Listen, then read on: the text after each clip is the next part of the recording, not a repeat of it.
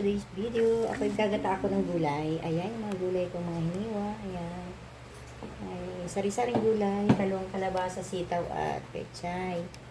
Ayan, at tapos, pero gigisahin ko muna siya. Kaya lang itong, pinag-aaralan ko pa kung ngayon ko lang kasi ito gagamitin sa paggagata. Itong aking, binili ng anak ko na pangpiga. Ito yung pangpiga ng prutas. Binuhusan ko siya ng mainit na tubig. Ito yung nyug. Tapos, nilagyan ko siya ng pipigain ko na lang siya, nilagyan ko siya ng pangsala. Ewan ko, ganyan lang yun. Kasi ito pang pisa na.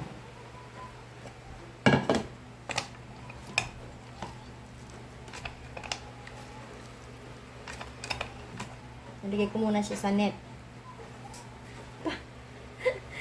Tapon.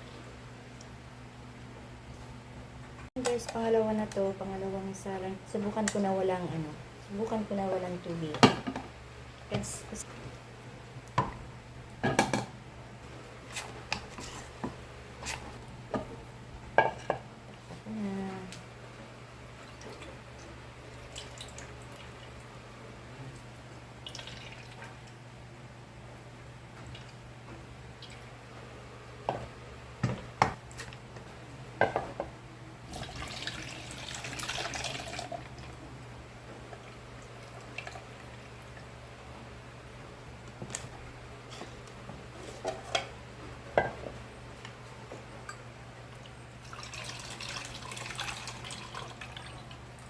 tatakpan ko na lang muna.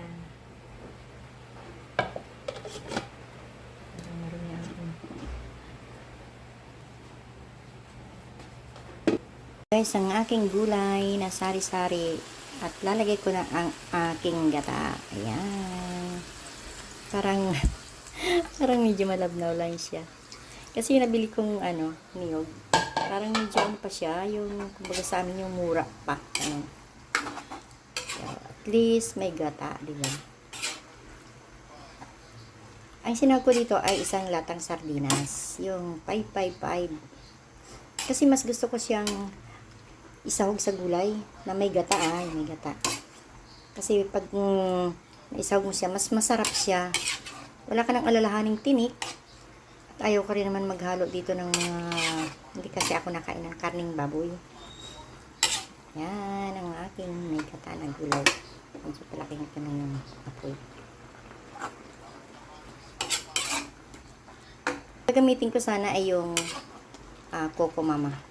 Kaso, bibili pa ako. Ay meron naman ako dyan nyog. Kaya yung ginata ko na siya. Ito yung ginasa ko muna. So, titikman muna natin guys. Tikman natin kung tama na yung sa bagay hindi pa nakakulo masyado yung gata, maya maya na ng konti. Ito na guys ang aking may gata na sari-saring gulay. Titikman ulit natin kasi nilagyan ko lang siya ng patis, hindi na ako naglalagay ng asin at ng mga pampasarap. Yun na lang kasi ang kalabasa naman matamis-tamis, saka yung mga gulay na yan hindi mo na kailangan maglagay ng kung ano pa.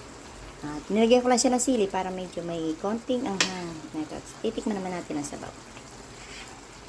Pagka sardinas ang halo ng may gata ay mas masarap. Mas gusto ko talaga siya.